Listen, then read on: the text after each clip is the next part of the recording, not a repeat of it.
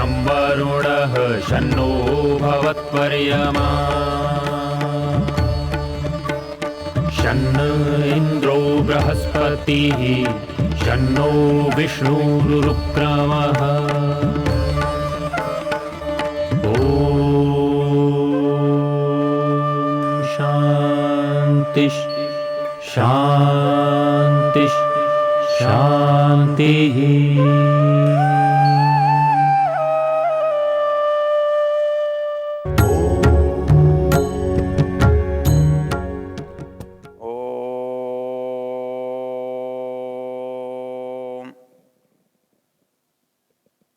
हम ज्ञान सूक्त की चर्चा कर रहे हैं। ज्ञान सूक्त का ऋषि बृहस्पति है और इसका देवता ज्ञान है। इस सूक्त में ज्ञान के प्राप्ति, लाभ, उपाय, प्रकार सबकी चर्चा है। और जिस मंत्र पर हम इस समय विवेचन कर रहे हैं, जिस मंत्र की बात कर रहे हैं, उसके बारे में पिछले प्रवचन में हमने देखा था कि ज्ञानेंद्रियों के जो साधन हैं वो किन किन भूतों से किन किस तरह का ज्ञान प्राप्त करते हैं। इसमें हमने एक बात देखी थी, मंत्र कह रहा है अक्ष्णवन्तः कर्णवन्तः सखाय, अर्थात ज्ञान के दो साधन हैं हमारे पास, आँख और कान। हमने पीछे देखा था कि आँख और कान कुछ मिल करके ज्ञान प्राप्ति में सहयोग करते। आधुनिक दृष्टि से इसको एक और तरह से भी देख सकते हैं, अर्थात हम देखकर जो ज्ञान है, जिसका अंतिम रूप पुस्तक है, हम पढ़ करके ज्ञान प्राप्त कर सकते हैं। पढ़ना भी मूल रूप से देखना ही है। संकेतों को पहचानने को हम पढ़ना कहते हैं और आकार को पहचानना हम रूप कहते हैं, देखना कहते हैं। अर्थात एक वृक्ष को जब हम साक्षात देखते हैं तब हम देखते हैं कि वृक्ष को देख रहे हैं, लेकिन उसके चित्र को देखते हैं तब भी हम देख रहे हैं बोलते हैं। लेकिन जब अक्षरों में वृक्ष ऐसा लिखा होता है तब हम उसे देख रहे हैं नहीं बोलते, तब हम उसे बोलते हैं हम पढ़ रहे हैं। क्यों? क्योंकि देखने में वस्तु का साक्षात रूप दिखाई दे रहा था, पढ़ने में साक्षात रूप नहीं दिखाई दे रहा है, किंतु अक्षरों के पढ़ने से मस्तिष्क में रूप की रचना हो रही है। तो पढ़ने से क्या होगा कि पढ़ने से वो जो अक्षर हैं, वो जिस चीज़ के संकेत हैं या उनका जो अर्थ है, वो अर्थ हमारे मस्तिष्क में प्रकट होने लगता है। तो ऐसे संकेतों को हम पढ़ना कहते हैं। मतलब जिन संकेतों से संकेतित पदार्थ का बोध हो रहा है। वास्तव में तो ये भी देखना ही है, लेकिन वहाँ हमें वृक्ष दिखाई नहीं दे रहा है, तोप नहीं दिखाई दे रही है, पहाड़ नहीं दिखाई दे रहा है, नदी नहीं दिखाई दे रही है, पर नदी कहने से नदी का बोध हो रहा है, पर्वत कहने से पर्वत का बोध हो रहा है। ये जो बोध को कराने के कारण जिन संकेतों को हम देख रहे हैं, उन संकेतों को हम पढ़ना कहते हैं। तो वो पढ़ने से उस अर्थ की वास्तविक रूप की प्रतीति होती है। तो इसलिए आँख से देखते हैं, आँख से वस्तु को देख रहे हैं, चित्र को देख रहे हैं, फिर अक्षरों को देख रहे हैं, लेकिन अक्षरों से रूप नहीं दिखाई देकर रूप उसके अर्थ में दिखाई देता है। तो इसलिए देखना हमारे ज्ञान का प्रमुख साधन है।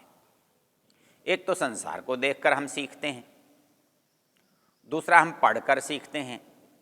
तो हमें ऐसा लगता है कि शायद पढ़ना बाद की चीज़ है और देखना पुरानी चीज़ है, लेकिन इस पर विचार करेंगे तो ऐसा शायद नहीं लगे, क्योंकि जो वस्तु है वो उसका बोध हमें बहुत पहले से इसलिए है कि वस्तु हर समय हमारे सामने नहीं रहती। जब वस्तु सामने नहीं रहती तो उसका बोध हम शब्दों से कराते हैं।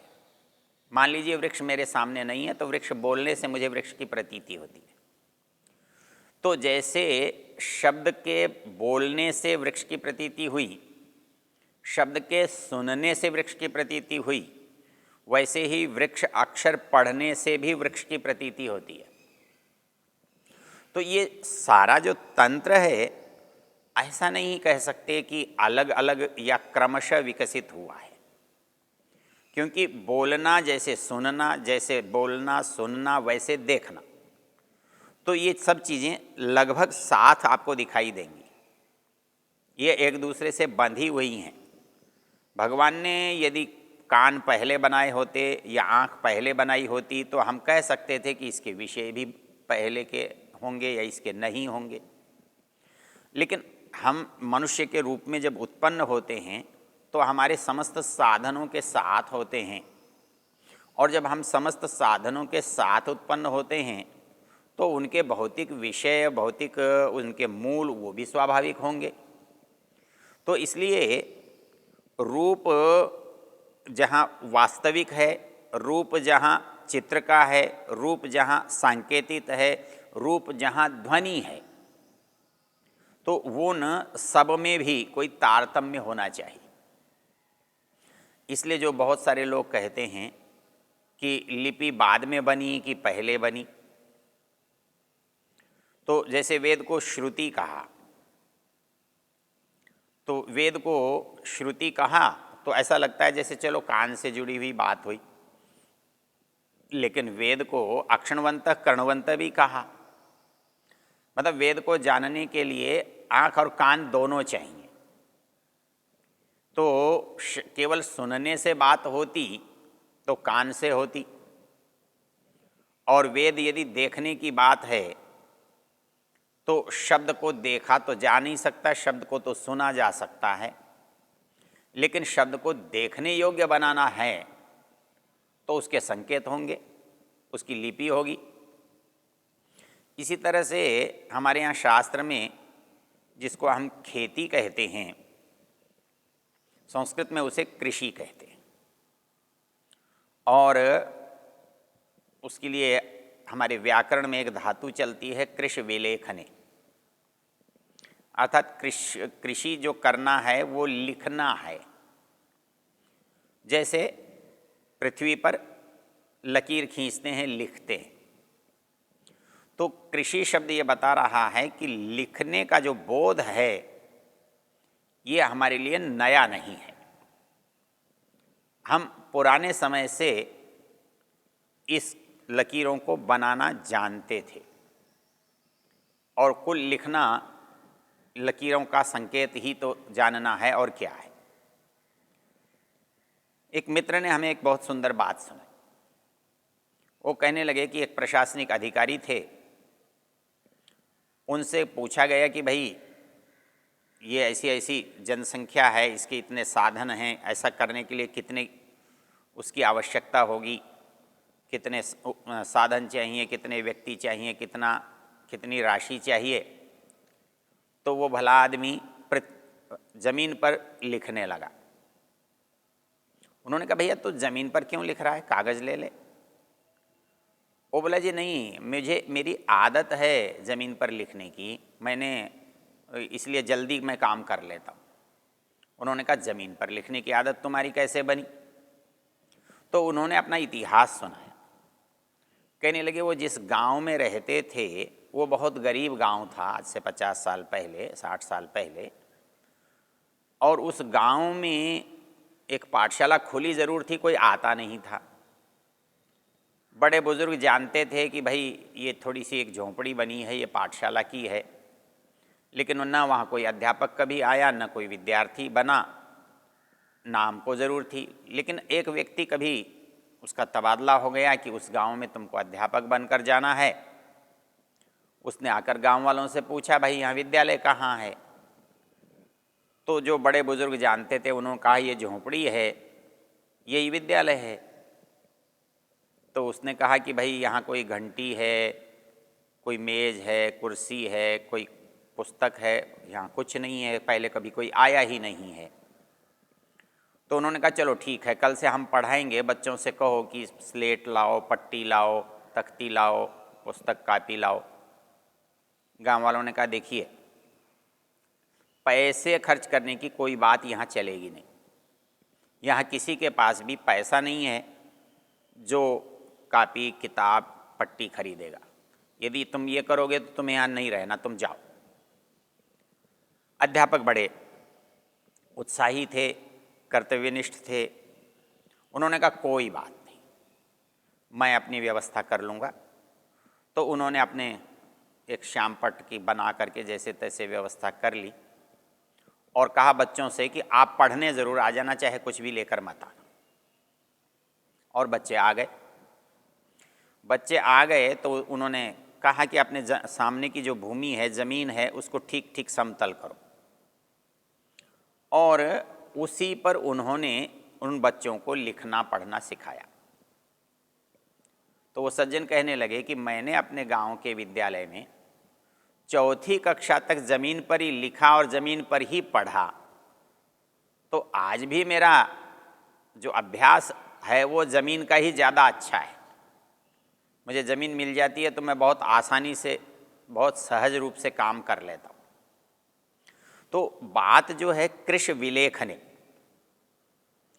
धरती पर लिखना, तो ये जो लिखना है, बाद में आज आप पत्थर पर भी तो लिखते ही हैं, आप लकड़ी पर लिखते हैं, आप धातु पर लिखते हैं, आप कागज़ पर लिखने को लिखना समझते हैं, किंतु भूमि पर लिखने को हमें लिखना नहीं दिखाई देता या लिखना नहीं लगता।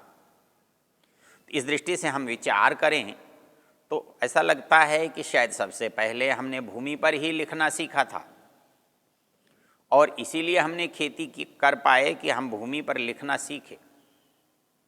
तो ये कहता है कि ये जो लेखन है ये कोई आधुनिक विधा है, ऐसा नहीं है।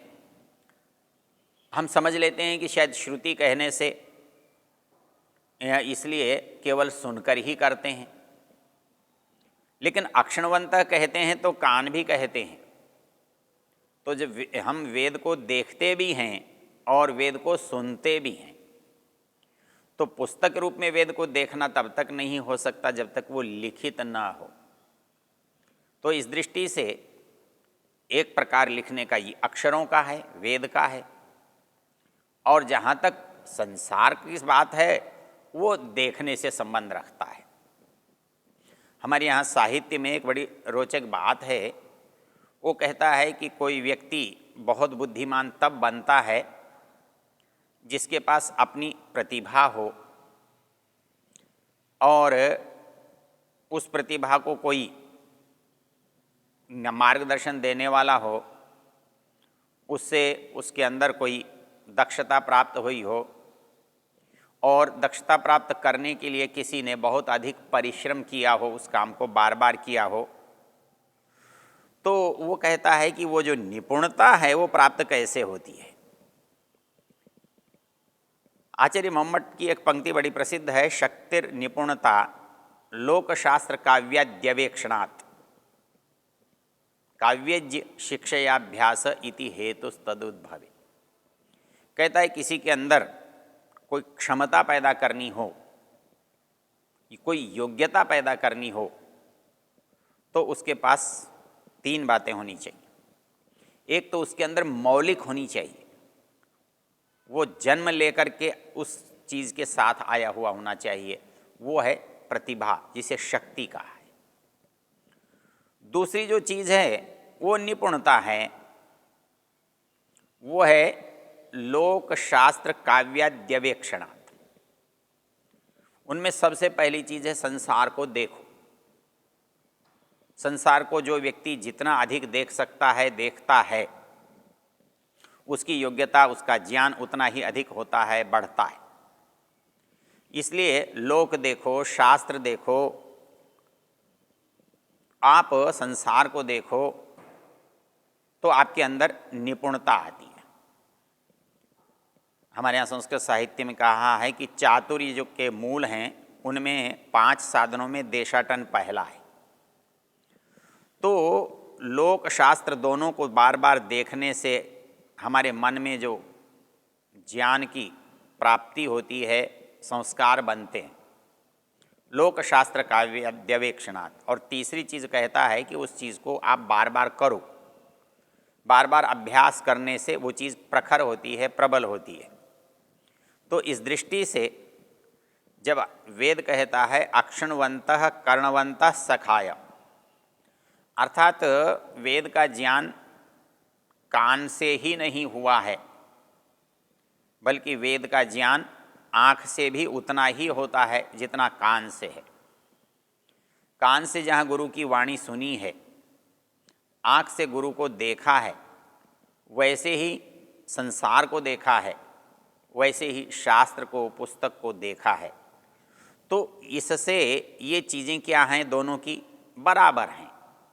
अक्षणवंत कर्णवंत सखाय, दोनों के पास कान हैं, दोनों के पास आँख हैं, अर्थात देखने और सुनने की जो जानने के साधनों की क्षमता है वो इनके पास बराबर की है, कोई कमी नहीं है।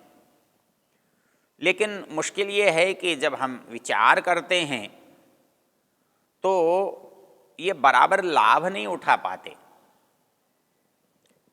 ये बिल्कुल साधन एक जैसे होने पर भी प्राप्ति इनकी एक जैसी नहीं है। इसका एक ऐसा सा उदाहरण है, कोई तालाब है, कोई कुआं है, कोई जलाशय है, उसके अंदर प्रभूत मात्रा में जल होता है और उससे कोई जल कितना भी ले सकता है, लेकिन ऐसा होता नहीं है, क्योंकि जिसके पास जैसी पात्रता हो या जैसा जिसका बर्तन हो तो उतना ही जल वो ले जा पाता है या ले जा सकता है। जल का पर्याप्त होना एक अलग चीज़ है और जल का उपयोग करने का सामर्थ्य होना एक अलग बात है। तो ये कहता है कि भाई ज्ञान सब जगह है। गुरु जो है वो जब उपदेश करता है, वो कोई चीज़ कहता है तो वो अलग अलग तरह से नहीं कहता है। एक प्रवचनकर्ता जब कोई उपदेश देता है तो वो अपने श्रोताओं के लिए अलग अलग उपदेश नहीं देता है, सामने बैठे हुए सभी लोगों के लिए वो एक जैसा ही प्रवचन करता है। किंतु जो बैठे हुए लोग हैं उसका प्रवचन का जो प्रभाव है उन पर वो एक जैसा पड़ता नहीं है, एक जैसा दिखाई देता नहीं है। तो ये जो प्रवचन का प्रभाव न पड़ना है, वो न पड़ने के कारणों पर इसमें विचार किया गया है, इस मंत्र में उस बात को समझाया गया है। इसलिए यहाँ एक शब्द कहा है, वो कहता है अक्षण्वन्तः कर्णवन्तः सखायः।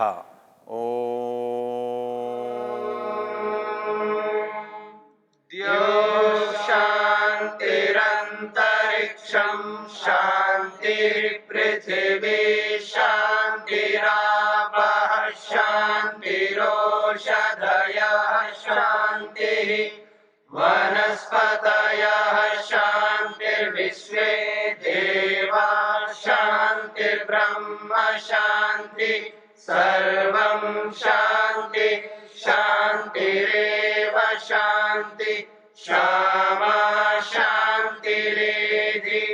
ॐ शान्ति शान्ति शान्ति।